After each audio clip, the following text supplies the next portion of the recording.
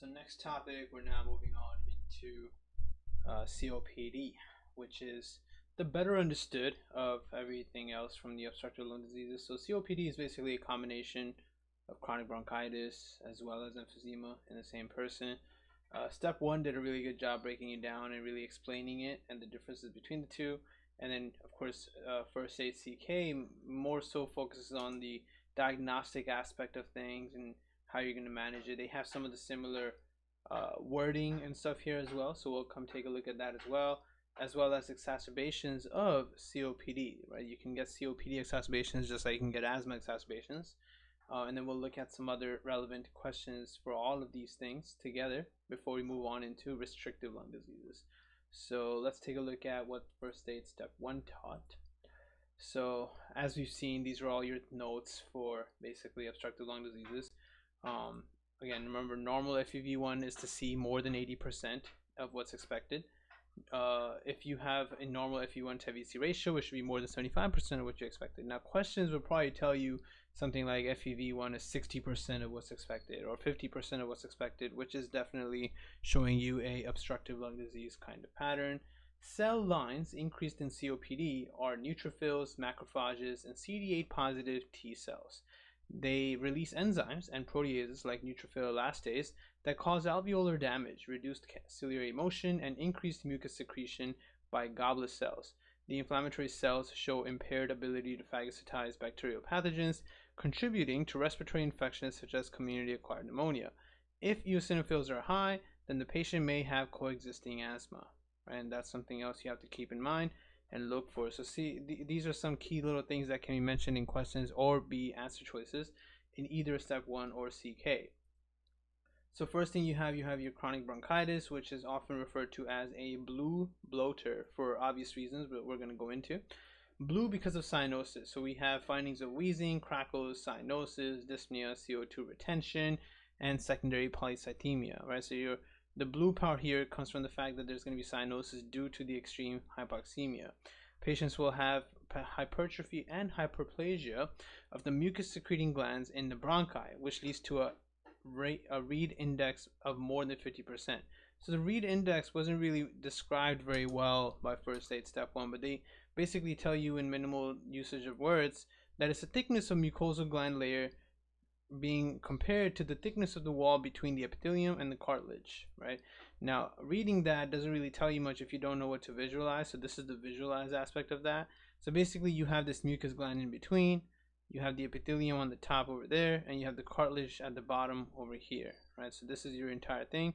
You're taking a ratio of how big the mucus gland has gotten, right? The other two things don't change. The epithelium layer is not going to change, nor is the cartilage layer going to change. It's the thickness of the mucus gland that is going to affect the read index. So you can see BC, which in this image is the thickness of the mucus gland, is your numerator. So the thicker the mucus glands get, the higher the read index is going to get, right? Directly related. So if it's more than 50%, which you can imagine right now, it almost looks like it's covering 50% of the entire lumen here. But if it gets more than 50%, it covers more than half of the lumen, that's going to make it very difficult for more air to come in.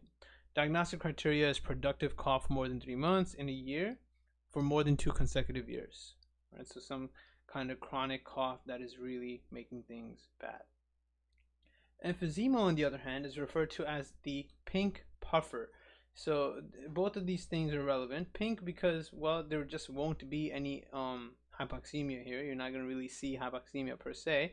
And puffer because these people really have to purse their lips to actually kind of get air out, right? Remember the whole concept we talked about a couple of videos ago when we were doing the physiology of respiratory system is that positive end expiratory pressure. So you need PEEP, positive end expiratory pressure, to actually breathe out.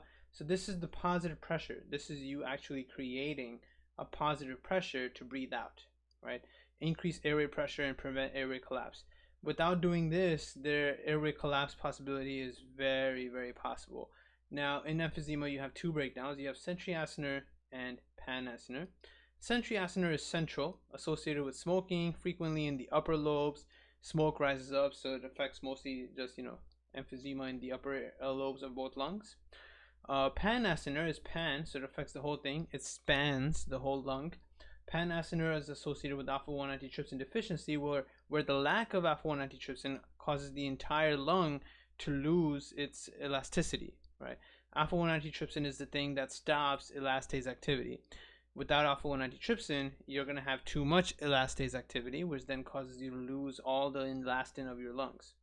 Frequently in lower lobes, enlargement of air spaces, decreased recoil, increased compliance, right? Decreased DLCO from destruction of alveolar walls, imbalance of proteases and antiproteases. You have too much elastase activity, so you lose your elastic fibers and you have too much lung compliance. Remember that elasticity means that when you stretch it out and you let go of it, it will go back to being normal. That is the measurement of elasticity. Elasticity is not whether or not you can stretch it. This is actually something a lot of students have been confused about in the past. A lot of people, especially if you don't really know the language very well, that this confusion is a pretty common one, even though it might seem far-fetched to you if you totally do understand it. So basically, elasticity means that it's like an elastic rubber band. You know, a rubber band is only considered elastic because when you let go of it, it comes back to the phase that was in when you weren't pulling it, right? And lack of elasticity means that after pulling it out, when you let go of it, it doesn't go back to normal. And that's what you're seeing here, right? So it's because of the lack of elasticity, right? So there's no elasticity anymore. Because of that, when you breathe in and you fill your lung up, it stretches out, and then when you breathe out and you empty your lung, it doesn't unstretch. Okay? So you can see how you have flattening of the diaphragm over here, and it's going all the way from down here, spanning all the way to the top. This is a massive lung that has clearly lost its elastic ability to shrivel up again when it's empty. So you get this increased AP diameter, a flattened diaphragm, and an increased lung field lucency, right? Massive. Now here, these are two other images here showing you dilated air spaces, right? So you have CT here, and both of these CTs are showing you dilated air spaces. When we looked at our pulmonary fibrosis earlier in the previous video, in pulmonary fibrosis there were tiny air spaces, which was referred to as honeycombing. Here you have big air spaces, right? So these are really big circles, right? These are dilated air spaces compared to what's actually normal, right? Coming back to here. So now we can look at everything they say. So a disease with decreased lung function associated with airflow obstruction, can't breathe out, can be divided into two major subtypes: chronic bronchitis versus emphysema, both which are usually present together. Productive cough for more than 3 months per year for 2 consecutive years, and emphysema is destruction and dilation of structures distal to the terminal bronchioles that may be secondary to smoking or to alpha-1 antitrypsin deficiency.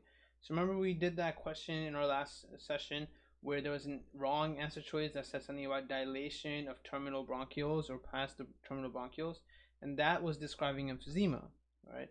Whereas bronchiectasis is just dilation of bronchi, right? The bigger guys are dilated because they're just dilated from the recurrent inflammation.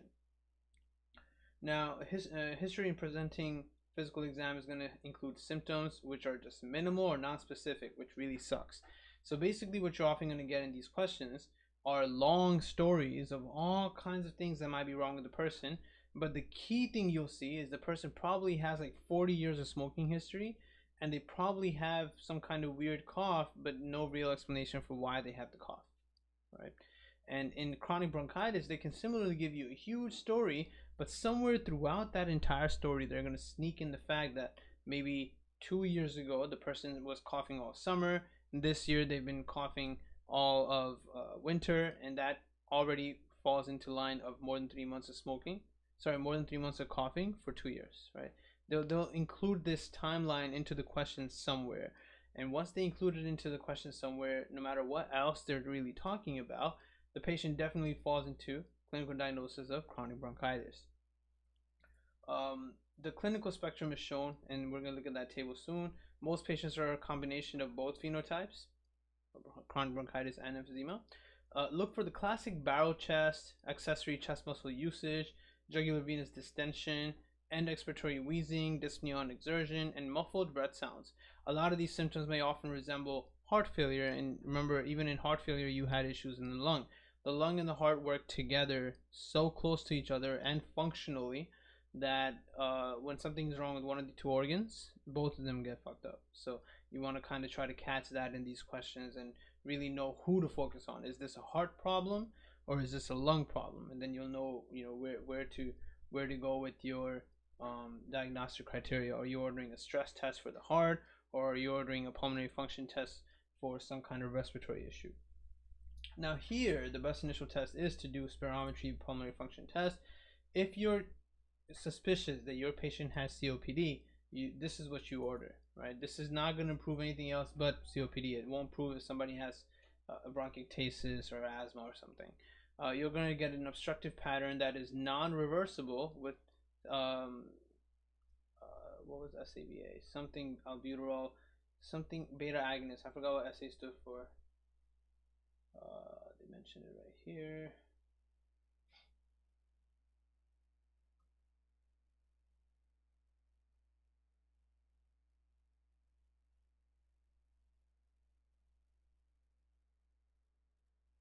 Short acting. There you go. Short acting beta agonist. So stupid. So when you do the spirometry and then they have this low FEV1, and then you give them albuterol and they still have a low FEV1, then you know it's not asthma. So then the only thing it can be is COPD. Right. You're also going to see a reduced DLCO. Right. That would prove to you that it's emphysema. And it will also be low DLCO if it's emphysema with the chronic bronchitis. But if it's just chronic bronchitis, there the DLCO is normal, because in chronic bronchitis alone, the alveoli are okay, and air does make it to the alveoli, so there is diffusion of carbon monoxide and oxygen and any other thing that would possibly diffuse there. But in emphysema, there isn't. The alveoli are not doing so well over here, and there's a lot of air trapping with a lot of carbon dioxide being stuck, so diffusion of carbon monoxide doesn't work too well there. When you do a chest x-ray, as we saw right here, hyperinflated lungs, right? Hyperinflated lungs with diaphragm flattening. Very big giveaway. Thin appearing heart and mediastinum are sometimes seen. Parenchymal bullae or subpleural blebs are also seen, and those are pathognomonic of emphysema. So especially this. I haven't really ever seen a question where they mention parenchymal bullae, but I've seen subpleural blebs, right? Subpleural blebs. Both of these things are things that they can either mention in the question stem or actually have in an image. Either way, once you see them, you know that the question is about emphysema. Arterial blood gases are just going to show you hypoxemia with acute or chronic respiratory acidosis. And of course, there's going to be respiratory acidosis because, as we said, air trapping, mostly CO2. Gram stain and sputum culture. Consider this if bacterial infection is suspected, but usually questions won't really give you a bacterial infection. It's just a person with COPD at that point, right? So they don't want to confuse you more by giving you bacteria into the question, because then you're now thinking pneumonia and stuff like that, or possibly bronchiectasis. If they mention bacterial pneumonia, then it's probably a question about bronchiectasis and not COPD anymore. So even though COPD patients are definitely liable to getting pneumonia and more infections and stuff, in USMLE, to mention any of that makes it very hard for test writers to actually write a question that will lead you to COPD, right? As soon as they mention bacterial stuff, it'll more so lead you towards bronchiectasis instead, right? So here in this image that they gave, it's a little different from the image I have here. These are all images I added, they're not in the book. The book itself has images A, B, and C look like this, but these are, not exactly what you need to know. This is pretty decent, but it's tiny. It's a small image. Lateral views are pretty commonly used, right? So here in D, you're seeing barrel-shaped chest from a lateral view. Similar thing being shown here. So you can see how in this image, right, there's something very unique here. You're not really getting a diaphragm flattening in this specific image. So the moment they took this picture, the diaphragm is not flattened. Here it is, but here it's not, right? So this could have been because of the way the person was breathing or something. So PA and lateral radiographs of a patient with emphysema showing hyperinflation with large lung volumes, flattening of the diaphragm, and minimal peripheral vascular markings. Okay. This table here further breaks down the same thing we were just looking at. Emphysema being a pink puffer, chronic bronchitis being a blue bloater. In emphysema, the terminal airways are destroyed and dilated, and you get a thin, wasted appearance with pursed lips and minimal cough in the person. with late hypercarbia, too much CO2 retention, and they have hypoxia, which is what they're using here to talk about them being pink, right? Pink being the acidic aspect of things, like when you use litmus paper and it turns pink in acid, like that. Chronic bronchitis, this is considered blue because of um, the what do you call it? Cyanosis that these patients get. That's a blue bloater, right? They both have hypoxia, but in different ways. The pink puffer and blue bloater are just different things that are used. Not exactly the most useful thing. You don't really necessarily need pink puffer and blue bloater. They're not really amazing mnemonics that teach you something or help you remember anything specific. So don't think about them too much if they're slightly confusing to you or anything like that. And then there's going to be topics of COPD treatment based off of what the exacerbation is, right? So if you have an acute exacerbation, then of course one of the key things you want to do is supplemental oxygen, right? Inhaled bronchodilators like short-acting beta agonists and anticholinergic like ipratropium. Systemic corticosteroids like prednisone. Add antibiotics if necessary. So if the patient has dyspnea or cough with sputum production, give them antibiotics if necessary. Severe exacerbations would require. So in severe exacerbations, the patient may actually look like they're about to die. So they may have respiratory failure, severe hypoxemia, respiratory acidosis, and altered mental status from not getting enough oxygen to their brain. In those patients, you have to pick NPPV or BiPAP as an answer choice, right? These are things that give you the positive pressure ventilation to actually force you into breathing, force the patient into breathing. If those things fail, then the last thing you do is tracheal intubation, right? In step 2 CK, tracheal intubation is a very critical thing. There are some scenarios where you want to be very careful whether or not you will do a tracheal intubation, because if the patient is one that has gone through trauma, there you have to think twice, because if you do the tracheal intubation, you may worsen the trauma they had. Like if they fell on their head, like fell from a building and landed on their head, they might have cervical spine injury, where tracheal intubation may further worsen the cervical spine injury.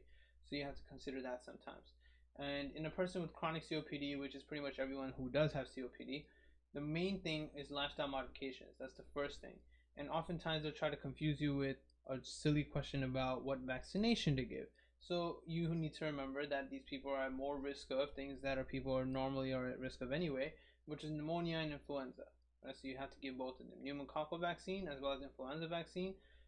Influenza, as you know, is a seasonal vaccine, so you have to do it every season, and that could mean that you have to get it twice a year.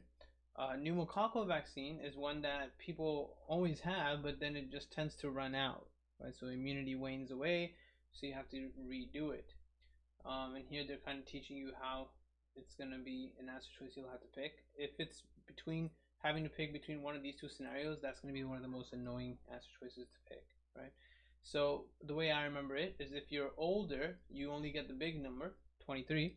If you're younger, which is under 65, right? So, the other way around. So what's happening here is, you can see that the person is saying if less than 65, right? So if you're younger, right, then you just need the big number, 23, which includes everything, and it's mainly just the PPSV, so it's like the pneumococcal thing. But this version, we learned about it back in step 1. So let me actually revise that part for you guys first. Strep pneumo right here.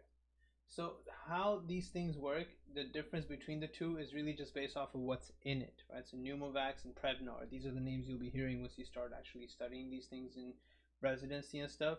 The 23 one, PPSV 23, is a polysaccharide vaccine that protects against a wider range of serotypes, but it's not immunogenic in kids under age 2, and only gives a B cell response with IgM, so it's used for adults.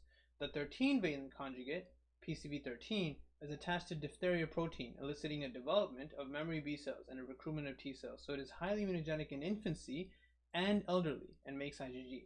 So what I was trying to tell you here, right, that usually we think of someone who's super elderly, like over 65. Really elderly people often tend to act very much like infants, right? They're going to have a lot of the similar habits. It's like a circle. You grew into an adult, then you start to become a child again after age 65. So someone who's over 65 gets the same thing that little kids would get, which are infants under age 2 years. So instead of thinking of this as being over 65 or something like that, think of this as being under 2 years old. When you're really little, you need both things, right? You need everything you can possibly get to be safe. Similarly, when you're super old, you need both things because you need everything you can get to be safe. When you're under age 65, you're just an adult, but you're not considered elderly, you're not qualified for Social Security. That just gets PPSV 23, right? So basically, the more um, elderly you are, the more things you need, and that's the way to remember this. This is actually worth making sure it's drilled into your mind because you will have both answer choices there, and it's just going to be a matter of looking at the age of the patient you have. You know, if it's like a 71-year-old patient, you have to give them both things because they're just like a 7-month-old patient, right? So you need to treat them with everything. All ages get influenza annually. And then you have inhaled bronchodilators and all the other things that you were using up here. Same stuff. Okay. And if we can now dive into questions, a lot of this is going to start adding up. So these are the questions we did last time for bronchiectasis. So it starts off with some notes I have here and then this question. So let's take a look at what I wrote here. In COPD, the chest X-ray reveals increased radiolucency, an elongated and narrow heart shadow, barrel-shaped chest, and a flat diaphragm, which all result from air trapping and progressive hyperinflation of the lungs, which are no longer elastic, so they don't come back to normal size again. The negative pressure created by the chest wall expanding and the positive pressure created by the lungs collapsing are in equilibrium at the FRC. Okay, FRC, this is going back to our respiratory physiology notes. So again, another revision of understanding something like this image. Okay, this image is very critical. If you have no idea what's happening in this picture, then you want to make sure you start figuring out what this image is all about, right? In here, what you're seeing is you have FRC right here in the middle, right? Far left is residual volume and far right is total lung capacity. So this y-axis at the bottom is showing you your lung volume. As you breathe in more, lung volume increases, right? On your sorry, this is your the x-axis. On the vertical y-axis here, you have pulmonary vascular resistance. Perfect. So you got those two things, right? So you got your x-axis, you got your y-axis. They're nicely labeled. You know exactly what's happening. Let me actually write this like this so it's more evident. Okay. So now here I've got these 2 points I've labeled as point 1 and point 2, which are relevant to this UWorld question. So let's learn what this physiology is about. We've already covered everything else and we know all the other physiological concepts. This is the last one left. At which point of the following lung volumes would total pulmonary vascular resistance be the lowest? Right? So where in this curve, they're asking, would pulmonary vascular resistance, so pulmonary artery resistance, which means pulmonary blood pressure, where would it be the lowest? The answer was at the 2.2 liters volume. So 2.2 liters, look at this graph here, is basically at the end of expiration, right? At the end of normal expiration. When you finish breathing out, 2.2. The image to the right is given in the explanation. The highly compliant nature of the pulmonary circulation means that the degree of lung distension has a large effect on pulmonary vascular resistance. 1. Increased lung volumes from FRC to TLC, right? From functional residual capacity to total lung capacity. Right? So remember, FRC is how much air is in your lungs after you're done breathing out, but normal level of breathing out, not extra breathing out, right? So just normal inhalation, normal expiration. So after you breathe out your tidal volume, everything that's left is functional residual capacity. Residual mean the residual stuff that's inside your lungs after you do normal expiration. Increasing lung volume from that level to total lung capacity, meaning that you're going from down here all the way to breathing in as much as possible. Right, so after a normal breath out, you breathe in maximally into your lungs. Okay, that movement is what you're seeing from here to here. So that's what I've labeled as number 1. Increased lung volumes cause alveolar expansion and lengthwise stretching of the interstitial alveolar blood vessels. This increases their length and reduces their diameter, thus increasing alveolar vessel resistance. So now we're going to focus mainly on just this half. Okay, what's happening in this half from FRC to TLC? So you have 3 lines. You have this line for alveolar blood vessel, you have this one for extra-alveolar blood vessel, and then you have this, which is a combination of the two, giving you a total. So we're focusing on, of course, the red total. So when you're breathing in air from FRC to TLC, look at what this image is showing you. right? So what this image is generally showing you is your end of the bronchus, right? So bronchioles bringing air into alveoli. These are alveoli basically, right? These are both alveoli. This blue tube is your bronchiole that goes to an alveoli, and then here at the end you have blood vessels. So when you breathe in, of course your alveoli expand, right? That makes sense. When you breathe in, you're filling your alveoli with air. They're like balloons, they just puff up. When they expand, the capillaries at the very end of your alveoli, look at what happened to them. They got really thin, right? That's considered increased pressure, right? That's vasoconstricting right there. And that makes sense. They need to constrict to become as thin as possible so that they can pick up the oxygen, right? So when you breathe in, you actually increase alveolar vessel resistance.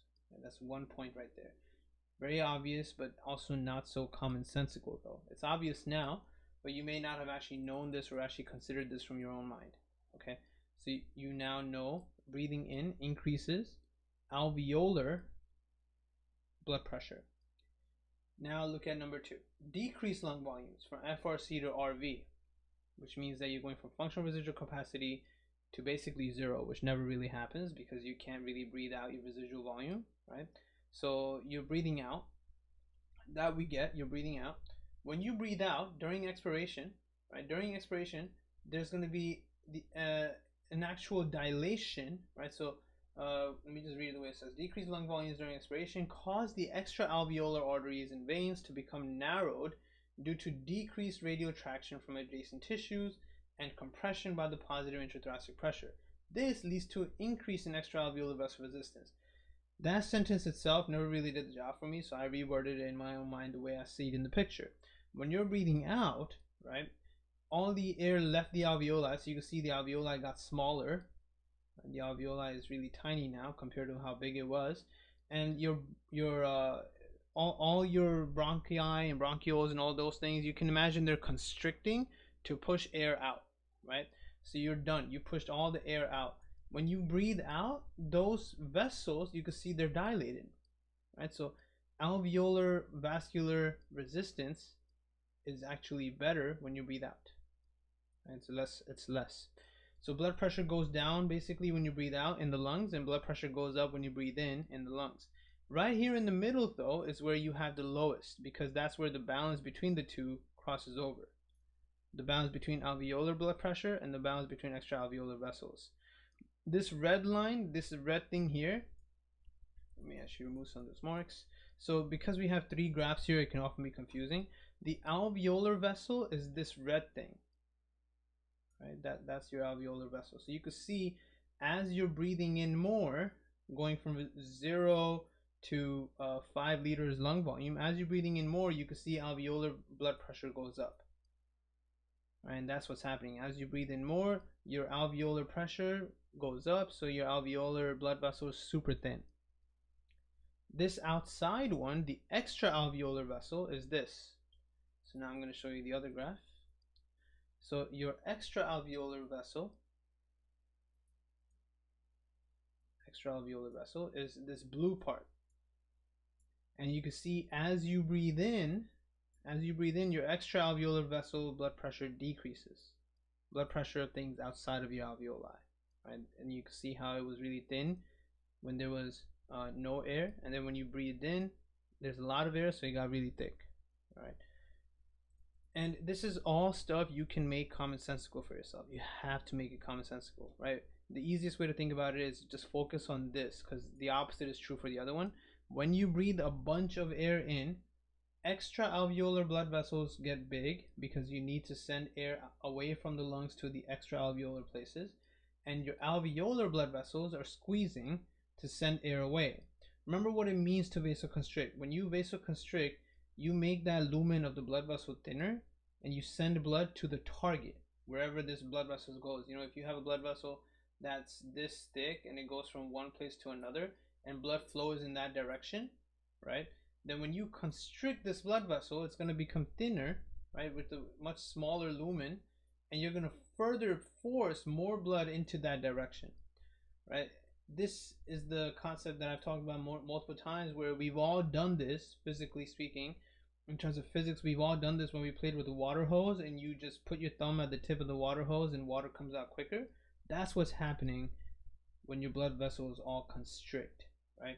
This is why, for example, in aortic aortation, the blood vessels pointing towards the brain, they're all squeezed harder, so more blood pumps towards the brain, and those patients are at risk of getting a Barry aneurysm, right, in their brain. Young guy, Barry aneurysm out of nowhere at age 19, and dies because he had coarctation in the aorta and he had no idea, right? That's the kind of question you get on step 1 and on CK.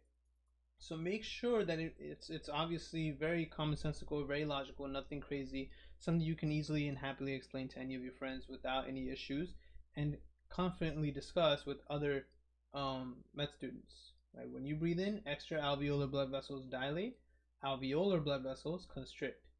That's because the goal is to send air from here to there and send it to the rest of your body.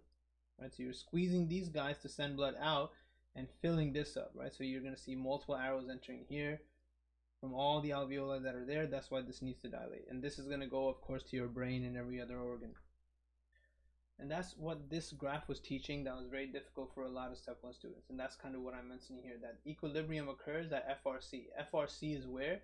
FRC is right here at the end of normal expiration.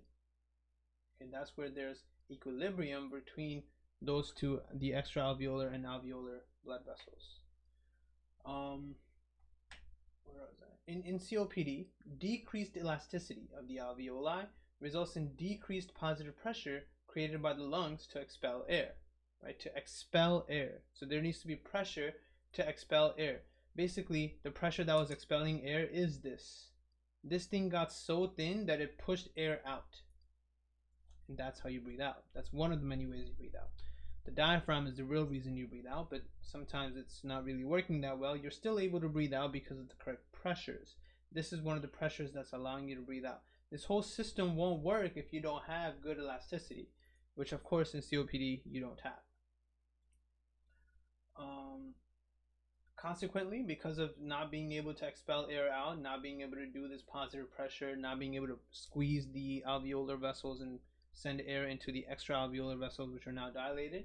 Because you can't do any of that stuff, alveoli retain more air volume. Hence you get the air trapping. At the higher lung volume, this decrease in positive pressure created by the lungs is balanced by a decrease in negative pressure created by the chest wall. New pressure equilibrium is reached at a higher FRC. The dynamic mechanism is comparatively more responsible for hyperinflation in COPD. It occurs through a phenomenon of air stacking. The expiratory phase is prolonged in patients with COPD due to an increase in airway resistance. When exertional demands trigger an increase in minute ventilation, basically when you're trying to do exercise, the patient is forced to begin inhalation prior to completion of exhalation. So you're not even completely done breathing out yet because you're taking too long to breathe out. So you start breathing in, right? Because you need to breathe in. Remember when you're running, you're gasping for air, so you breathe really fast. Really rapidly, right? Because you're running. But if you're taking forever to breathe out, you can't wait to stop breathing out before you breathe in again, because that's just how tired you are. You need new air, and it ends up stacking up, right? Think about every time you breathe in and then you breathe out, right? So you got all of it out. You breathe in, you breathe out, you breathe in, you breathe out. You're doing this very rapidly. Now imagine a COPD patient. They breathe in and then they start breathing out, but they're breathing out really slowly. So maybe they only breathe out this much, and then you couldn't wait anymore and you start breathing in again, right? And then you start breathing out really slowly, and you couldn't wait anymore and you breathe in again. Look at what's happening. First of all, a lot of air never left. A lot of air never left. This much air never left that first breath. This much more air didn't leave the second time, right?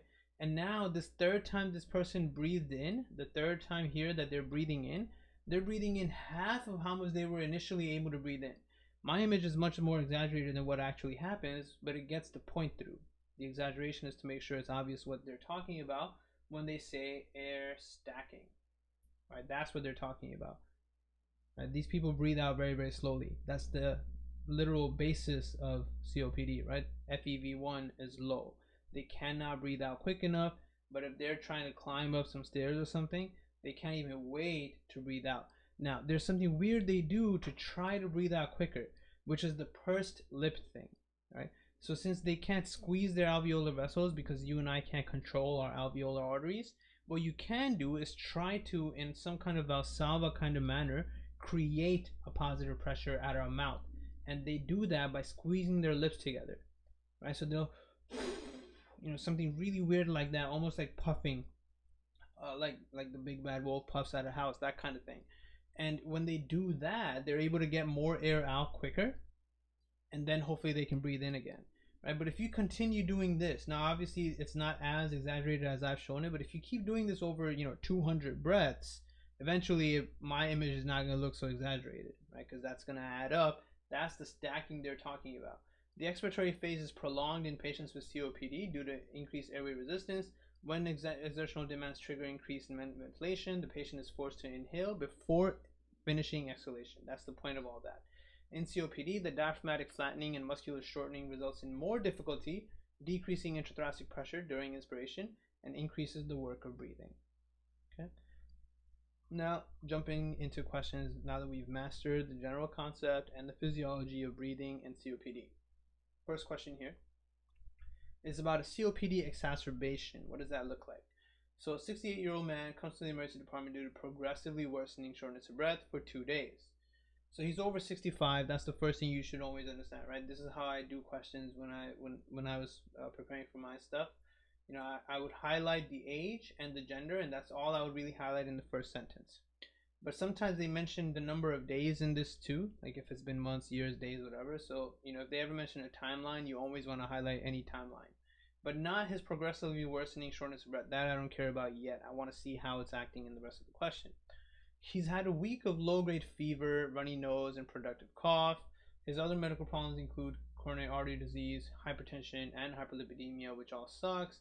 He was hospitalized a year ago for acute MI, so he had an MI a year ago. That I care about. And just a week ago, he had fever. That I care about. The MI was treated with a drug-eluting stent placement in the LAD. He also smokes, right? 40-pack year smoking history, and he quit after the MI. Well, that's too late, too little now. Vitals are looking fine except for this blood pressure being 140. He appears to be in mild respiratory distress. He uses accessory respiratory muscles for breathing but can speak in full sentences. Neck veins are mildly distended, especially during expiration. So that part actually is making it too obvious now by them saying, especially when he's doing expiration. So now it's definitely got some level of COPD here. Lung auscultation shows decreased breath sounds and bilateral wheezes. Heart sounds are distant. That's weird, right? If heart sounds are distant, that often makes you think of tamponade. Plasma BNP is 99, which is at the upper end of 100. So, maybe something's about to happen with an MI again. Chest x-ray is given and looks like image A below. So they gave a chest x-ray like this one here.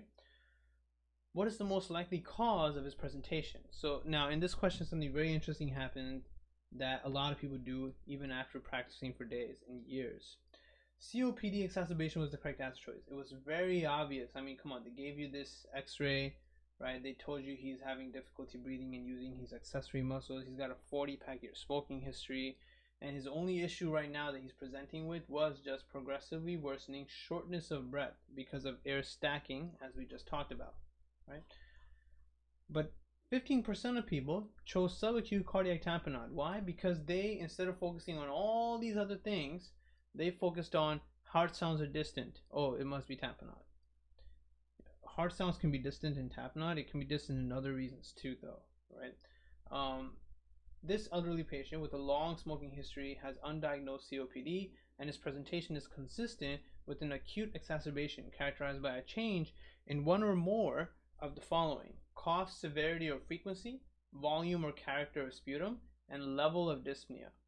Hyperinflation can be seen on chest x-ray, which explains the distant heart sounds. Upper respiratory infection is the most common trigger for COPD exacerbation. So that's his 1 week ago, he had that fever and cough. Cardiac tamponade would present with hypotension, so the muffled heart sounds in JVD he has are not good enough to suspect this in him. Chest x-ray cardiac silhouette would also be enlarged. Like they literally gave you an x-ray looking like this. A person who has tamponade has a bag of fluid around the heart that makes it big. And where it makes it big most noticeably is on this side, on the right side of the patient. It'll be sticking out too much. right? Whereas when a person has hypertrophy, cardiac hypertrophy, then the left side sticks out too much. And I've always taught everyone that, one of the things you want to look for is this angle here that forms with the clavicle. You pull a straight line down. If the heart passes that on the left side of the patient, if the heart passes that line and maybe the heart grows to like something like that, that is a sign of a boot shaped heart right there, which is hypertrophic. Okay. But of course, use other things from the question too. But this is definitely a sign that the heart is too big for whatever reason. And if the heart is sticking out too much on this side, this is too big here, then that's often a sign that there's tamponade. Right? In which case it'll be sticking out on both sides, but it won't pass this middle line that much, right? So that's a really good line to kind of utilize for boundaries and understanding limits of where things should be going. Okay. Now, one of the answer choices we looked at, which was NPPV, right? So we looked at it right here, that these are some intense things you might have to use, NPPV or a BiPAP, bi-level positive airway pressure. These things are very significant for really bad, out of control COPD exacerbations. NPPV is ventilatory support delivered by a face mask rather than endotracheal tube. It can be delivered in many modes, including continuous PAP and bi-level PAP. NPPV decreases the work of breathing because it will itself do the work of breathing for you, improves alveolar ventilation, and is the preferred method of respiratory support in patients with really bad COPD, right? Really severe acute exacerbations of COPD. All right, and that's some of the stuff they're talking about here. Here we have another question where the answer was to just do symptomatic treatment only, but people were a little confused and all over the place. So we have a 38-year-old woman comes to the office with cough and blood-thin sputum. She developed malaise, nasal congestion, sore throat, and dry cough 10 days ago. Most of her symptoms improved, but the cough persisted and became productive of yellowish sputum. For the past 2 days, she has had several episodes of blood-thin sputum. She has no chest pain except the discomfort from coughing. Her appetite is normal, and she has no weight loss. She feels anxious, and she has never had blood in the sputum before. She's a non-smoker, has no other medical problems, and denies international travel. Vaccinations are up to date. Vitals are looking okay except for slightly high blood pressure. Pulse ox is good. BMI is good. Her oropharynx is clear. Scattered bilateral wheezes and crackles that clear with coughing are heard on chest auscultation. Chest X-ray reveals clear lung fields. What is the most appropriate next management for her? So people were all over the place here. Now, all in all, if you really pay attention to how the question is, it looks like she's okay. Like everything's seeming just fine. Everything's pretty normal for her. And most notably, the key thing here is that her pulse oximetry is actually nearly 100%. So oxygen diffusion is happening. Things are okay. She has a bit of a scattered bilateral wheeze and crackle, but it goes away when she coughs, so it's not always there. Symptomatic treatment only was the answer choice here. And believe it or not, a lot of people didn't really feel that way, and I can kind of respect that because it feels like a dumb answer choice. But symptomatic treatment means you're still doing treatment. You have to do treatment, but only for her symptoms. Nothing else needs to be done. 20% of people chose to do a sputum gram stain and culture, but there was no need for that. She doesn't have pneumonia. Okay, and 15% of people chose to do a CT scan of the chest. This non-smoking patient with symptoms of recent upper respiratory infection and persistent cough, productive of yellow blood-thin sputum, likely has acute bronchitis, right? You can't pick bronchiectasis as an answer choice yet because that requires at least twice. You need to get some kind of lung insult, and then, that now you can call it a cycle because it happened twice. Recurrent injury causes the bronchiectasis. This is only one time she's had an issue and now she's got blood-thin sputum. That's chronic. That's acute bronchitis. Characteristic of acute bronchitis right here. Cough lasting more than 5 days is characteristic of acute bronchitis, and a viral upper respiratory infection is the usual cause. Sputum production occurs in roughly half of the patients. Typical yellow purulent sputum is due to epithelial slowing and is not a sign of bacterial infection. Small amounts of blood in the sputum can occur due to inflammation and epithelial damage. Mild dyspnea and chest wall discomfort are common, and physical exam often shows wheezing as well as crackles that clear with the cough, suggesting that secretions are easily mobilized, unlike in pneumonia where the secretions cannot be mobilized. Fever is not typical, and when it is present, should raise concern for bacterial pneumonia or influenza. The illness is self-limiting and only the symptomatic treatment is necessary. So maybe she needs like a cough suppressant, stuff like that. Antibiotics should be avoided as they provide no benefit and are associated with adverse effects because that actually lowers your defenses to other things. Chest CT would be for recurrent or large volume hemoptysis, while sputum culture would be useless as most causes of acute bronchitis are viral. Right? Only bronchiectasis with bacterial stuff, and you can't think of this as bronchiectasis. Right? This is not bronchiectasis because she's only had one insult. Only one attack to her lung is not theoretically enough for USMLE purposes to consider bronchiectasis. Right, so this was a very hard question. So this was acute bronchitis. Down here we have a drowning injury where the correct answer was only 25% of people picked it, respiratory insufficiency. So a 3-year-old girl is brought to the emergency department by ambulance after being found unresponsive in her family's pool. She and her mom had been playing on the back porch until the mom went inside for less than 1 minute to answer the phone. When the mom came back outside, she found the girl floating face down in the pool. That's terrible. She started rescue breathing and called the medical team immediately. When the emergency medical team arrived, she is awake, alert, and coughing. So the mom was able to save the girl. The girl lives at home with her parents and 16-year-old brother. On arrival, vitals are showing a low blood pressure and high pulse. Pulse ox is great. Physical exam shows a smiling, alert young girl running around the room. This part is key. It shows this is not child abuse. Very important. I put that note there because they probably had other answer choices where people thought it was child abuse or something. But, in such a question, this can easily be considered a question where maybe a mom or the younger brother tried killing this little girl. So you want to keep that in mind. She's actually happy, right? She's just being a jolly little 3-year-old girl. Heart rate and rhythm are regular and the lungs are clear. What complication is she at greatest risk of developing? And this is usually the hardest type of question. This is so stupid, right? What complication is she at risk of developing? Well, I wouldn't know. I haven't been a doctor for 10 years. Once you have enough experience, you know exactly what complication people are at risk of. And the complication, this girl who almost had a sinking experience of dying, what is she going to develop is something beyond us. We honestly wouldn't know. So the answer was respiratory insufficiency, while 50% of people chose pneumonia. Okay, and then they teach it to you. But again, this is just you world being an idiot. But the problem is that STEP can actually ask you stuff like this, right? Chances are you'll probably get it wrong, so don't worry about it too much. But you use your best thinking. Here obviously people use their best thinking as well, and 75% of people chose between these two best answers, right? This kind of thinking and this kind of knowledge really just comes from whatever you know. Maybe you already knew and this is true, and you've had this experience through some manner and you knew the answer. Right, so drowning injuries, complications are ARDS, cerebral edema, and arrhythmia. Poor prognostic indicators or any of these other things that may have occurred. Although she has good prognosis, she is still at risk for ARDS. It can develop insidiously over the next 72 hours. She should be admitted to the hospital and monitored closely for dyspnea, cough, crackles, and cyanosis. Right, so just because she's okay right now doesn't mean you let her go home.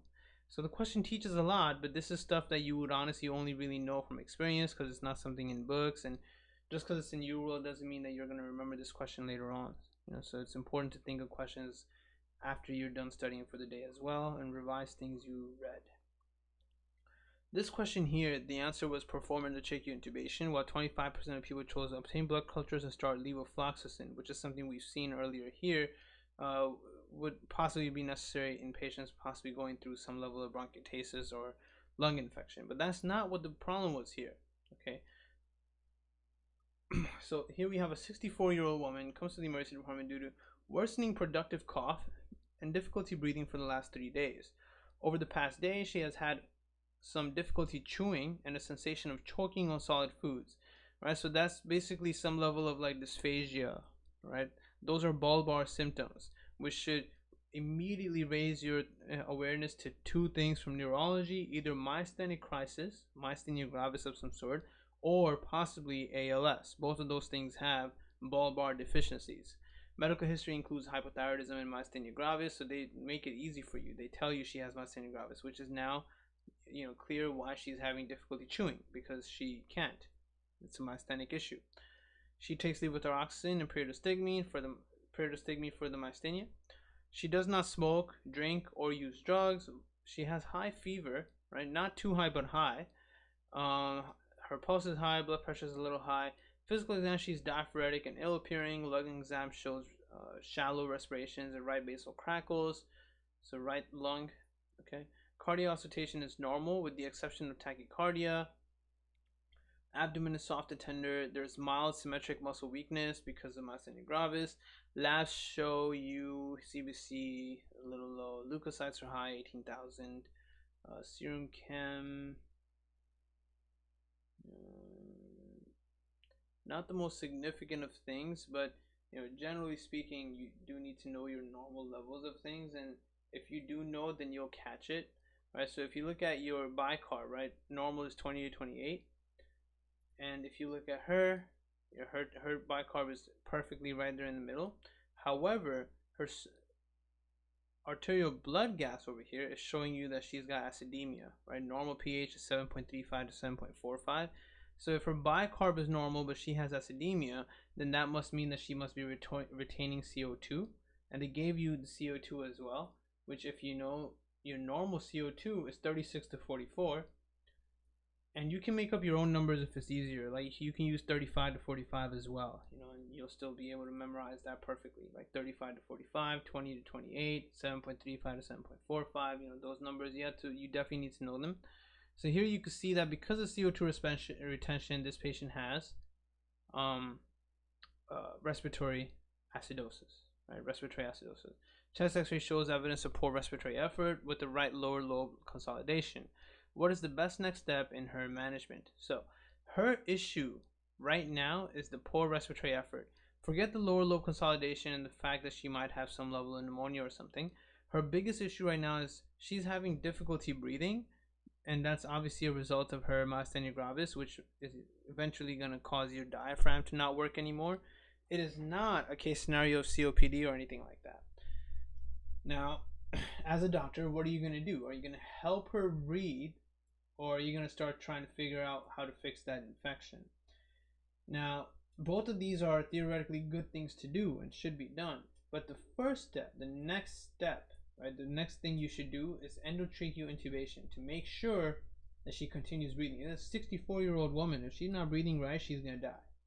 If she's having difficulty breathing, she's not young enough to have the tolerance to continue using extra muscles of the chest to try to breathe, extra pulmonary muscles. She has evidence of myasthenic crisis, a life-threatening exacerbation of myasthenia gravis resulting in respiratory failure, basically diaphragm failure. Myasthenia gravis is characterized by autoimmune disruption of the neuromuscular junction, most commonly due to autoantibodies against the acetylcholine receptor. This is why I always refer to myasthenia gravis as the more grave disorder. It's a grave disorder that will take you to the grave. In myasthenia gravis, your acetylcholine receptors are gone. That means that you may have normally had 100 receptors, now you only have 10. So no matter how much acetylcholine you give this person, you still only have 10 acetylcholine receptors, which is actually one of the diagnostic things you're supposed to do, right? Give the person acetylcholine, see if things get better. It won't get better here, but it'll get better in Lambert-Eaton. So these patients only have 10 receptors. As soon as they try doing something, all 10 receptors get full, all 10 receptors get tired, and these patients, myasthenia gravis patients, they get more tired the more they try to do something, right? So the more she tries to keep breathing, the more tired she's going to get until she just stops breathing. So you need to intubate her. As opposed to Lambert-Eaton, where the mnemonic or the thing I made up is something in Lambert-Eaton, something is eating your calcium, right? It's eating your acetylcholine, eating away at the calcium that's helping you release acetylcholine, but you still have all your acetylcholine receptors. So in Lambert-Eaton, what happens is those patients, the more they try to do, the better they get, right? The more they try to run, they're going to end up eventually releasing acetylcholine, and then the acetylcholine can go to the receptors and they'll be able to do what they needed to do. Right? So those are some things to differentiate. And in myasthenia, the most difficult thing is initially mainly the mouth issues, chewing, swallowing. Those are going to be some difficulty that myasthenia patients are going to have. Whereas in Lambert-Eaton, the problems are actually with muscles, like using your arms and legs. Here, the biggest muscle that really matters in myasthenia is the diaphragm, which is the relation of this question. A crisis occurs when increased disease activity causes significant generalized muscle weakness, resulting in diaphragmatic impairment and respiratory failure. Bulbar weakness, like dysphagia, may be a prominent feature.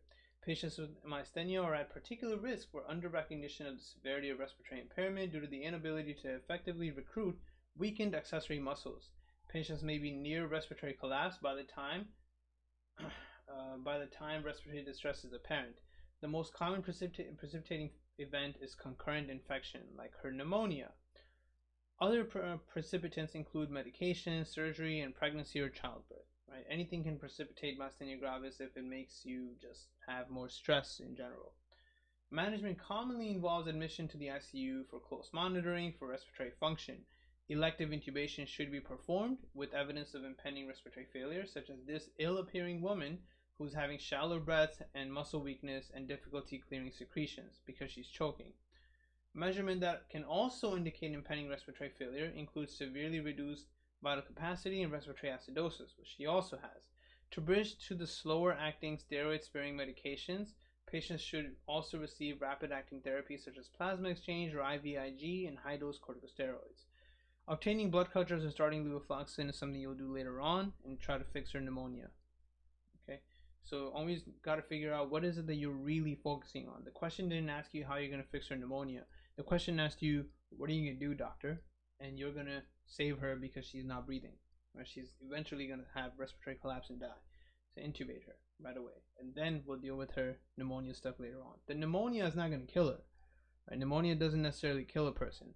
But her myasthenic crisis that she's having right now can kill her. Here, this question was a spontaneous pneumomediastinum thing. So you needed to do a chest x-ray, but 25% of people chose to do a contrast esophagography. Now, contrast esophagography is a very rare thing you often do.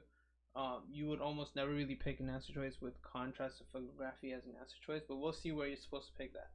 This is a 6-year-old boy brought to the emergency department by his mom due to new onset chest pain.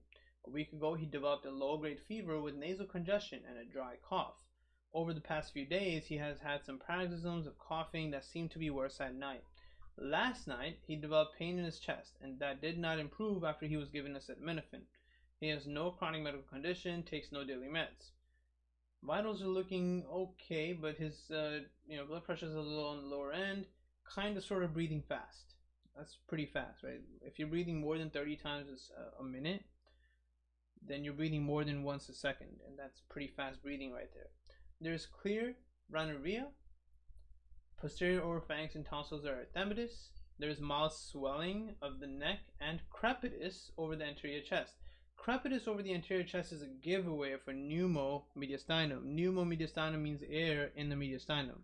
So when you press on their mediastinum, you can feel air bubbles that are cracking, and you can hear them too if they're big enough.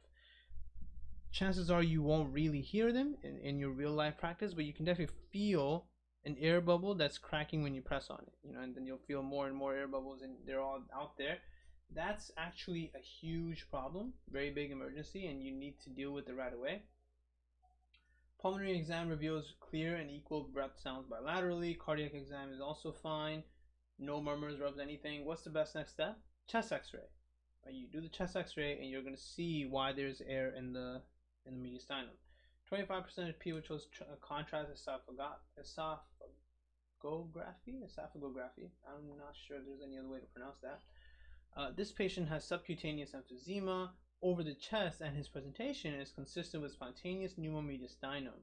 High intraalveolar pressure due to severe coughing paroxysms can cause air leak from the chest wall into the subcutaneous tissues. Kids who cough due to asthma or a respiratory infection are at very high risk of subcutaneous pulmonary emphysema, SPM. Right? Or sorry, what am I saying? Spontaneous pneumomediastinum, SPM. As are tall, thin boys. Now, most questions I've seen about pneumomediastinum are tall, thin boys. You'll get some someone who's tall for their age, not necessarily always tall, but just tall for their age. So you might get like a 10-year-old boy who's almost 6 feet tall, and it's not that they have Marfan or anything; they're just really tall. And I'm exaggerating it, but they'll definitely be very tall, and they'll tell you that BMI is like 19 or 20. Really thin guy. Maybe he goes swimming or something. He comes out and he's really breathing really, really hard, right? Because he's swimming and he's doing this exercise, and all of a sudden, boom, pulmonary blebs, right? And then you can hear crepitus over the mediastinum. That's pneumomediastinum once again. Same kind of scenario. it just happens. There's no real reason for it to happen, and you don't really need like a full breakdown of something in the question that's going to give it away. But one thing that will always give away pneumo mediastinum is crepitus over the anterior chest. You never have crepitus in your anterior chest. There's never air that you can crack by just pressing on the anterior chest anywhere. So if someone has air that leaked out because of really bad breathing pressures, then you finally start hearing air, and you could see air. Basically, on x-rays, air is the fully black stuff. So theoretically speaking, you don't actually see the air on x-rays, but that's what allows you to visualize where the air is, right? Like in this x-ray here, what you notice is you're not seeing any air here, right? This kid's left lung is not really showing you much air. Here it's all air. This is all really black, right? So you need to figure out what must have happened to this kid, and you'll figure it out when we get there. But generally speaking, in pneumomediastinum, you always see air here and here, right? You should never see air in the middle. So when you start seeing air in the middle, or even little air bubbles in the middle where the mediastinum is supposed to be, that's a giveaway for pneumomediastinum, right? So that's your spontaneous pneumomediastinum in this guy. Okay. Presentation often involves acute chest pain or shortness of breath. On exam, subcutaneous emphysema is typically palpated in the neck. A crunching sound may be heard over the precordium, which is the Hamann sign. Precordium being in this area right around your mediastinum. In rare cases, spontaneous pneumothorax, air in the pleural space, can also happen. Right? And that's also spontaneous pneumothorax, especially PSP, primary spontaneous pneumothorax, is stuff that you see in, once again, tall, thin boys. These things can occur together, and you get diminished breath sounds on the affected side. Right? So if there's a spontaneous pneumothorax as well, then of course you're not going to hear much breathing on that side, that lung. The first step in evaluation is just to do a chest x-ray to confirm the presence of mediastinal gas and rule out any life-threatening pneumothorax that may require emergency needle thoracostomy. An uncomplicated pneumomediastinum can be managed with rest, pain control, and avoidance of maneuvers that can increase pulmonary pressure, because the more Valsalva they do, the more air that's going to come out into the pneumomediastinum area. Contrast esophagography, the other answer choice people picked, esophagography, is used to evaluate for esophageal rupture, which is something that usually occurs in bulimics or someone who's got really high pressure in their esophagus, maybe because of liver failure, all kinds of scenarios where you can have esophageal rupture. But not here. This was definitely not esophageal rupture where you would be vomiting blood, basically. A rare cause of pneumomediastinum in patients with difficulty swallowing and a history of forceful vomiting, mainly forceful vomiting. Okay. So that answer choice, honestly, to me, didn't make any sense at all in this question, but people chose it. A lot of people chose it. This question here was about foreign body aspiration, and it was given with this x-ray. 18-month-old boy is brought to the emergency department due to respiratory distress. Severe cough and wheezing began an hour ago while he was playing at his cousin's house. Anytime you see this in an 18-month-old child, you imagine that he must have choked on something. Temperature, blood pressure, and pulse are normal. Respirations are 46, and pulse ox is 90% of room air. Oropharynx is unremarkable. There are suprasternal and intercostal retractions. Auscultation reveals a prolonged expiratory phase, as well as wheezing and crackles over the right lung. Okay, so something's wrong in the right lung. There is hyperresonance to percussion on the right chest. So hyperresonance makes sense, especially looking at this x-ray where they've labeled R for this side being the right. Hyperresonance, remember, meant that there's too much air, and most likely air that's not inside the lung either. So the lung must have shriveled down into a tiny lung, and this area out here is all black, full of air that's not inside the lung itself. Something along those lines. So you got right lung problem with hyperresonance. The left lung is clear without crackles or wheezes. Cardiac exam shows S1, S2. Abdomen is soft and non-tender. Skin exam shows no rashes. He receives a dose of nebulized albuterol and supplemental oxygen, but this is an asthma, so it doesn't help. Chest x-ray is shown. What is most likely caused, and it was very obvious, is just foreign body aspiration, especially because it went to the right lung. Remember that coming down, the right lung is pretty linear like that, whereas the left lung has this angle, so things just go straight down. Okay, that's something you have to know. So every time these aspiration things are almost always going to be about the right lung. All right. And in this what you're seeing is a pneumothorax, right? But 20% of people chose pneumothorax, but that wasn't the real cause of the symptoms. Right? The question is asking what caused his symptoms. He has a pneumothorax, yes. He has some kind of issue with his lungs, but it's not the cause. It's not that a pneumothorax causes pneumothorax. No, the foreign body aspiration caused his pneumothorax. There is a lot of useless information in this question. A little boy was playing and now he has unilateral wheezing. Wheezing happens anytime there is constriction of an airway. The little boy probably inhaled some tiny toy or food. Super obvious question. You should know exactly what was happening and all this extra garbage they were telling you that you did not need to know. Wheezing, a common chief complaint in kids, is primarily due to asthma or a viral illness. However, sudden onset unilateral wheezing that is unresponsive to albuterol raises suspicion for foreign body aspiration, most commonly occurring in kids under age 3, due to oral exploratory behavior and relatively narrow airway diameter. Following aspiration, patients classically develop abrupt onset respiratory distress. They try to cough their ass off to get the thing to come back up, but it won't. The aspiration event may be unwitnessed, and a history of choking is not always present. In most cases, the object partially obstructs one of the bronchi, resulting in a prolonged expiratory phase due to air trapped distal to the obstruction. Wheezing and decreased breath sounds on the affected side are characteristic, and hyperresonance to percussion can occur over the hyperexpanded lung. Although X-ray may be normal, findings suggestive of FBA include unilateral lung hyperinflation with mediastinal shift toward the unaffected side, as seen in this boy, and it's pretty clear here. So basically, what happened in this guy, and they've done a good job with this entire X-ray, by the way. In this lung here, you can see this one is okay. It has this little curvature there; it's doing its thing.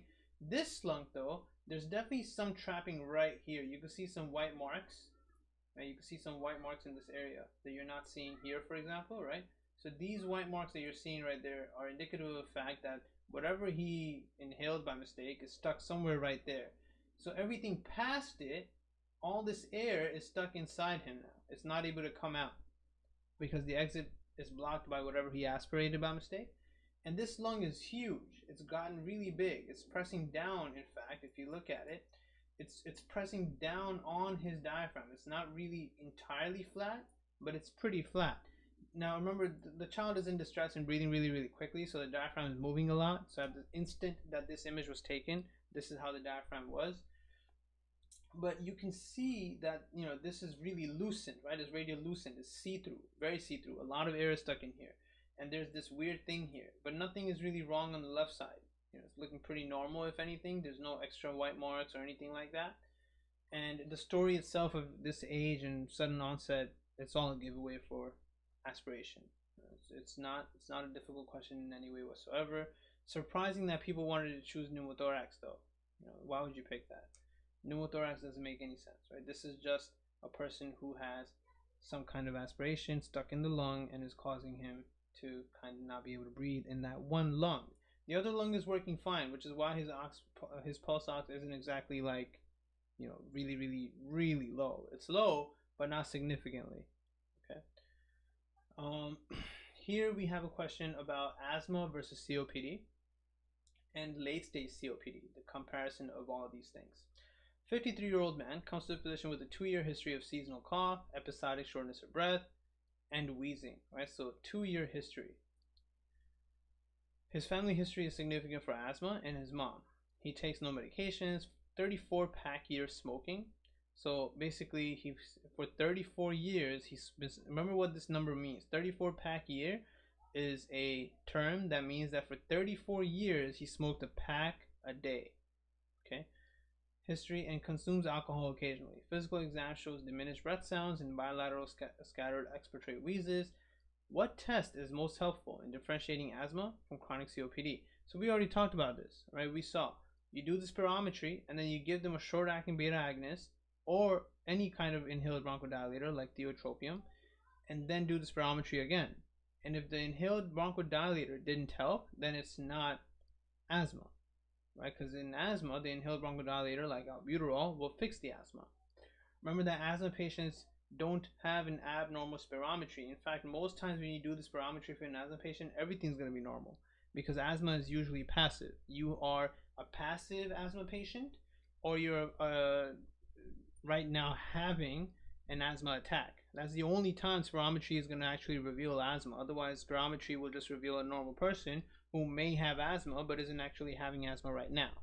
Okay, so that's like a very obvious question, and it was just one here I wanted to put mainly because of the table.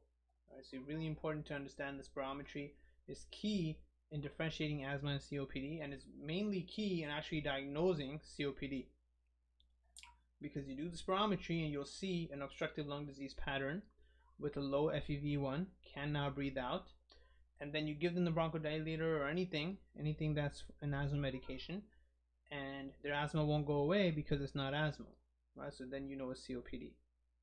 Here they're showing you the same stuff, all the different things you look for. Bronchodilator response is going to be very, very minimal in normal COPD. But late stage COPD, nothing helps. In late stage COPD, everything is just gone to trash, right? Functional vital capacity, very, very low. Ability to breathe out, very low. The FEV1 FVC ratio, obviously very low. Bronchodilators don't do shit for these people. Chest x-ray is going to show you a huge lung with diaphragm flattening, and DLCO is also low because their alveoli don't really work anymore. They can't breathe in because they can't breathe out, right? Whereas in early COPD and in asthma, DLCO is pretty much often normal because COPD and asthma, depending on how bad things are, may have not entirely destroyed your alveoli. Now, asthma doesn't really tend to destroy alveoli. Asthma, if anything, is going to increase the ability for DLCO to actually occur because you're going to have lesser oxygen in the areas and more inflammation and more alveolar ability to allow diffusion of carbon monoxide. It's one of the few cases where DLCO can actually be high. There's never anywhere else that you really high yield need to know DLCO is going to be high. And that's basically all this table is kind of showing you. Nothing crazy. This is a question where the differential diagnosis is actually based off of DLCO. And as I told you, DLCO is going to be that one factor that's going to help differentiate between many things because many things often have the same up and down arrows, and then the only one differentiating factor they'll give you is the DLCO. And when you think of DLCO, you need to think of whether or not diffusion can occur, and diffusion can't really occur if the alveoli are messed up. In emphysema, you can have centriacinar or panacinar emphysema. The alveoli do eventually get messed up and they lose their elasticity, right? So that really depends how long you've had it for. Initially, in a new COPD patient, DLCO is normal. As things get worse, it's low, and once it's really bad, it's low, late stage, right? So here you're seeing the same thing, obstructive pattern, restrictive pattern versus normal spirometry. A 60-year-old man comes to the office due to cough and dyspnea on exertion. He has had the cough for 2 years, but it has become worse recently, and there's increasing SOB. So 2 years was the cutoff thingy we've always continuously been looking at for chronic bronchitis, right? Now, I'm going to pick bronchiectasis if this question mentions he has 2 or more insults on his lung. And I'm going to pick COPD if they tell me he has enough COPD factors in him. Okay. It has become more worse recently, increasing shortness of breath. The cough is productive with a small volume of mucoid sputum. He has no hemoptysis, chest pain, or leg swelling. So now I'm really not thinking he's bronchiectasis, where hemoptysis is pretty common. He has a 40-pack year smoking history. So for 40 years, he's been smoking a pack a day.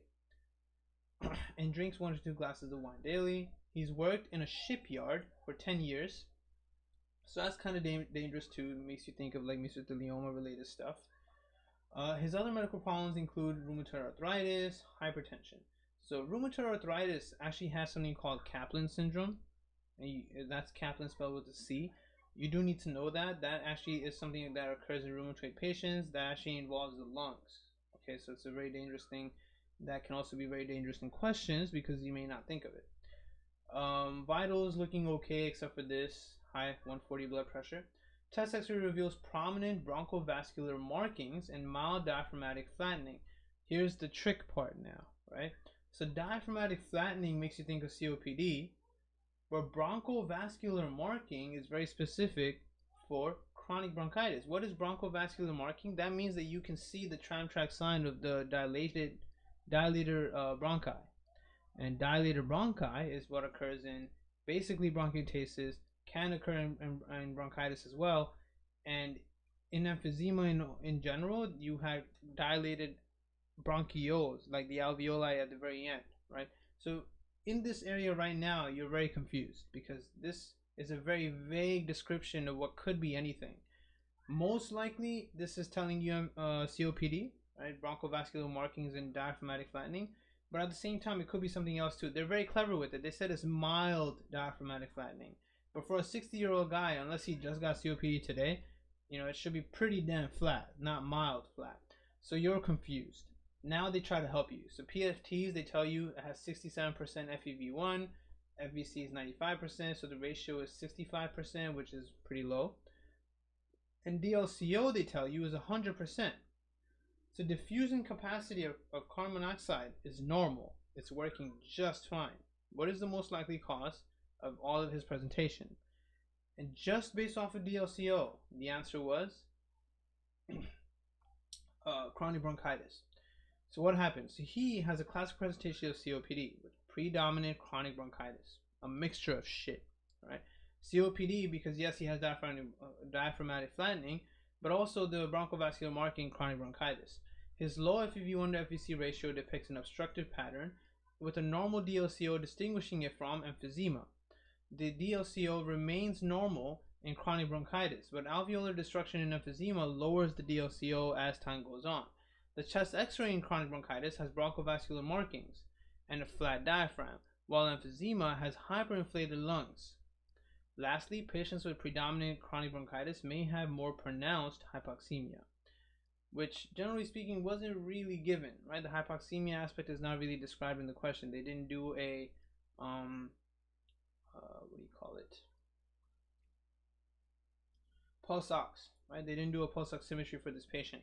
So now, how do you make sure you don't fall for some shitty question like this?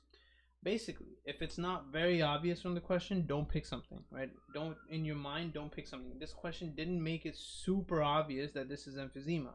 This question also didn't make it, well, actually, this question made sure you don't think of bronchiectasis because he doesn't have repetitive insults. So you could rule out bronchiectasis. You knew for sure that this is an obstructive lung disease because the FEV1 FVC ratio is low. You just couldn't figure out if it's COPD or if it's chronic bronchitis. But then they gave it the DLCO, where it's a bronchitis, so it's only affecting the bronchi and bronchioles, but it's not affecting the alveoli. In chronic bronchitis, the bronchitis is only affecting bronchi. So since the alveoli work, your ability to diffuse carbon monoxide is perfectly normal, 100%, or at least close to 100%. 90% is good too. In emphysema, the alveoli are messed up, and without your alveoli, DLCO can fall below 70%. So DLCO is the only way to kind of get it down in this kind of a question, right? Really annoying, but you gotta have that stuff down. This question is again one of those experience-based questions of something that you wouldn't necessarily know until you've practiced as a doctor for at least some time. Because again, why would you know this? You're not going to experience this kind of thing until you finally have a patient. 65-year-old man with COPD, atrial fibrillation, hypertension, DM2, all of these issues, elderly guy, right? Comes to the ED due to shortness of breath for 3 days. His condition began with a runny nose, itchy eyes, and sore throat, so he had some kind of infection. His symptoms progressed to productive cough, wheezing, and dyspnea. On exam, his blood pressure is super low, pulse is fast and irregular. Oxygen saturation is 91%. Exam shows a mildly overweight man in moderate respiratory distress. Lung sounds are decreased throughout, with prolonged expiration and bilateral wheezes. So prolonged expiration and the fact that they directly told you he has COPD makes it very clear that maybe his little infection caused a COPD exacerbation. Just like the other COPD exacerbation question we did up here. Let's see. This guy, right? This 68-year-old man also had low-grade fever and runny nose, and the answer here was COPD exacerbation because that's what really messed him up. So maybe that's what's happening here as well. He started on inhaled bronchodilators, systemic corticosteroids, high-flow facial mask oxygen, and IV lorazepam for agitation. Remember in psych we learned that we can give benzodiazepines for patients who are going through delirium-related agitation. 30 minutes later, he is lethargic and confused. Shortly thereafter, he experiences a generalized tonic-clonic seizure. What most likely contributed to his neurologic symptoms. What happened, right? Now, people were confused between two pretty intelligent answer choices, respectable answer choices, but at the same time, not really respectable, the wrong one. Carbon dioxide retention, 50% of people picked it, was definitely the best answer choice to pick, okay? Whereas 30% of people chose cerebral vasoconstriction. Now, I can see what they were thinking because I know about what they were thinking. This is related to the effect that oxygen and carbon monoxide have in your brain. This is taught in cardiovascular at the end where they talk about the baroreceptors and stuff.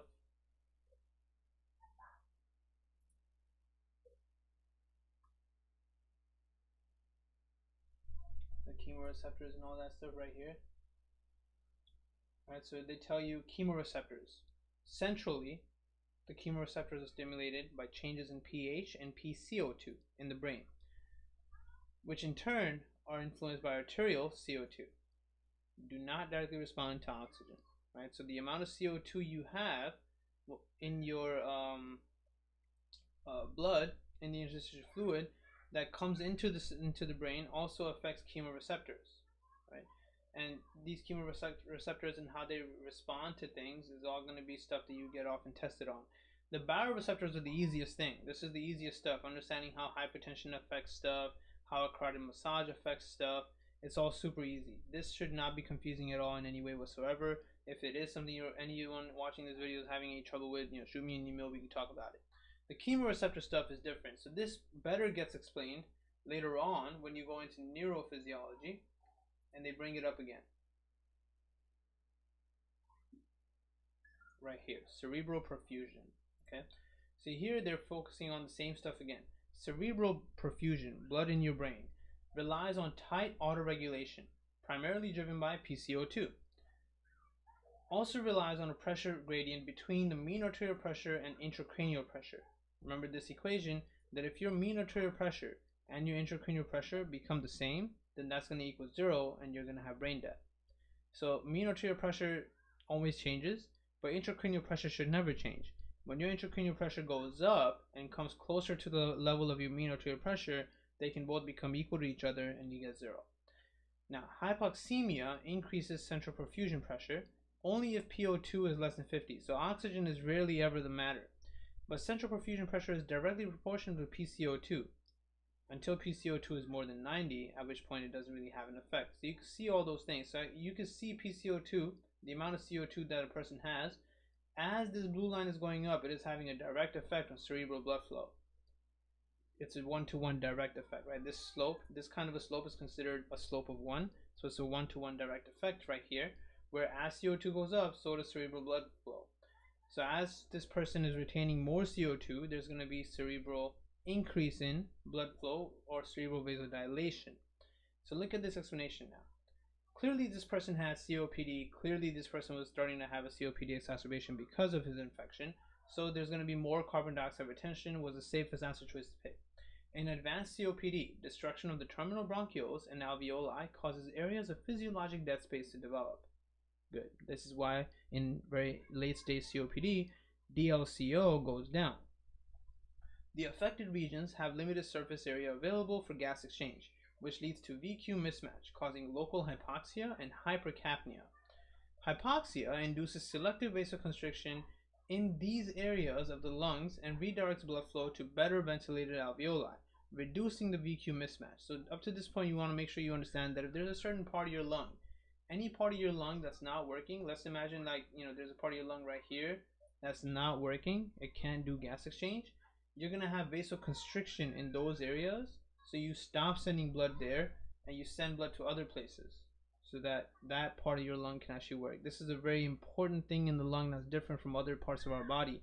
In other parts of our body, like my left arm for example, if something was wrong with my left arm and I wasn't getting enough functional supply there will be vasodilation here. There will be vasodilation here to try to bring more stuff there so I can repair it. But in the lung is the other way around. Any part of the lung that's not working, you're going to see vasoconstriction because you stop sending blood there because that part of the lung is now useless to you. You can't use it for gas exchange. So that's kind of what they explained so far, right? So you do this, You do vasoconstriction, stop sending blood there to the back part of the lung to reduce the VQ mismatch.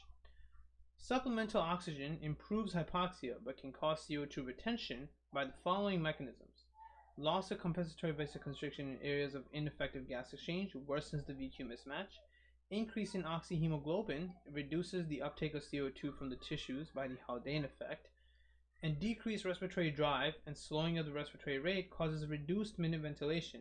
All three of these things combined causes more problems. The acidosis caused by an acute increase in CO2 increases brain GABA and glutamine and decreases brain glutamate and aspartate. Key little things you need to know more about. Causing a change in level of consciousness. Remember, glutamate and aspartate, these are supposed to be more stimulatory, and GABA is inhibitory. So if you have more of the inhibitory thing and less of the stimulatory thing, you have a change in level of consciousness, a reduction in consciousness. Hypercapnia also causes reflex cerebral vasodilation, not vasoconstriction, and may induce seizures as seen in this patient. Oxygen should be used cautiously with the goal of saturating up to 90%. Patients who develop significant acidosis or have severely reduced level of consciousness require mechanical ventilation. So this question was basically teaching you that a person with a COPD exacerbation may be given oxygen, as they did, right? They started him on a bunch of stuff, and this was the one we cared about: high flow facial mask oxygen, right? Or high flow nasal cannula. Anything can be mentioned in that manner. By giving him oxygen beyond what he could actually control, he ended up having more problems, right? And that's all this question was here to teach you, so that now you have the experience and you get it. Cerebral vasoconstriction, although you could pick this answer in efforts of hoping you're being smart and picking it, it was a dumb pick, right? Because as you can see, we just learned, it's a one-to-one effect. The more CO2 you have, the more blood flow you have, and if you have more blood flow, that means you have vasodilation, right? Hypercapnia causes vasodilation, not vasoconstriction. So the obvious thing in this question was that there's carbon dioxide retention.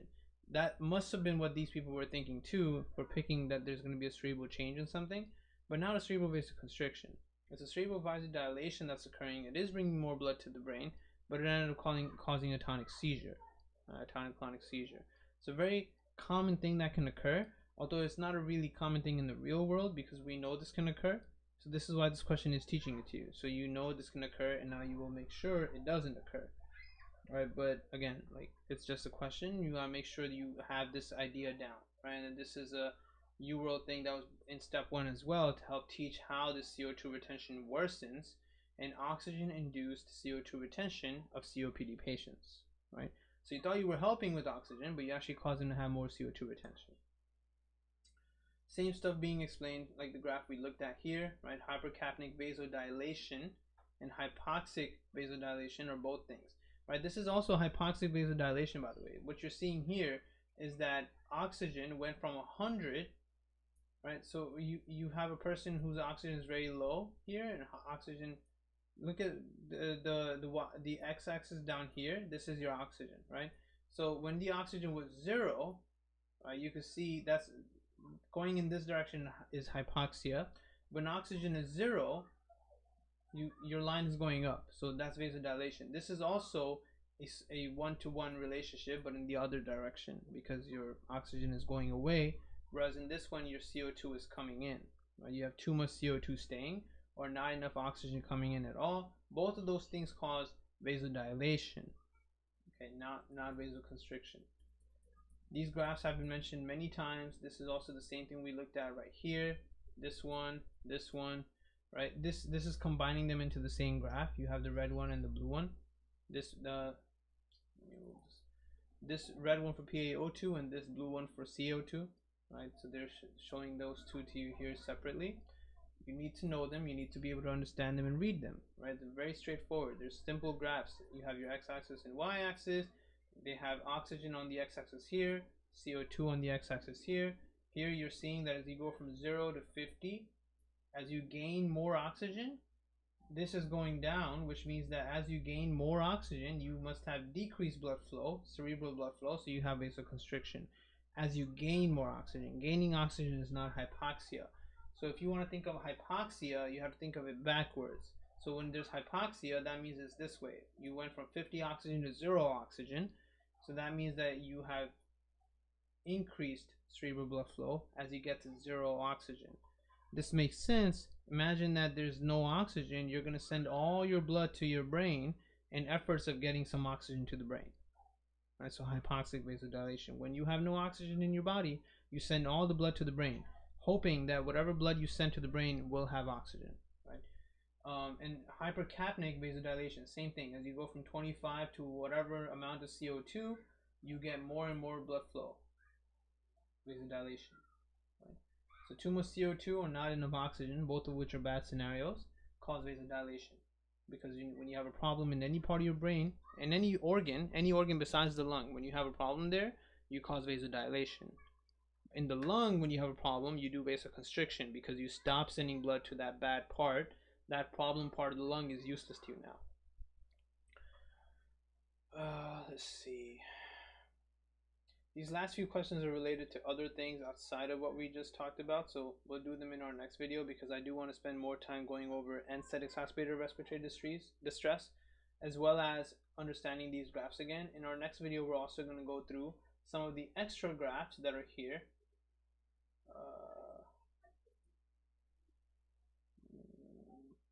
This page, where is it?